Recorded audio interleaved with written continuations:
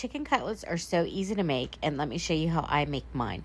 I took one chicken breast and I cut it in half, and then I laid those two halves out and I trimmed them up. I just cut like the weird bits off.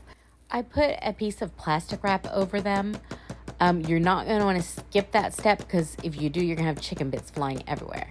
Anyway, you're going to go ahead and pound them thin on one side, flip them over, and pound them thin on the other side.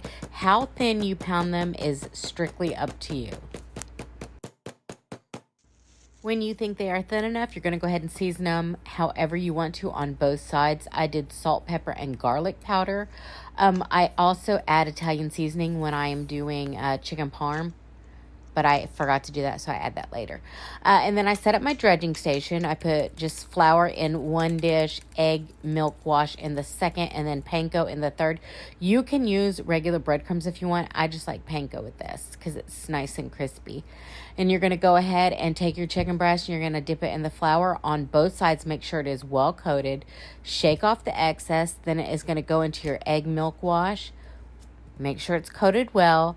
Shake it off, and then you're going to go into your breadcrumbs.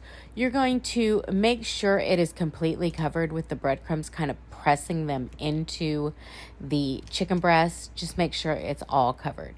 And then when you're done, you're just going to set them aside for a minute while you clean up.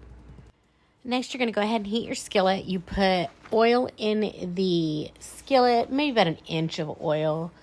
And then you're going to heat it on medium at first, then bump the heat up. If you start out on high, you're going to scorch your food. Once your oil is heated up, you're going to go ahead and lightly lay in your chicken cutlets.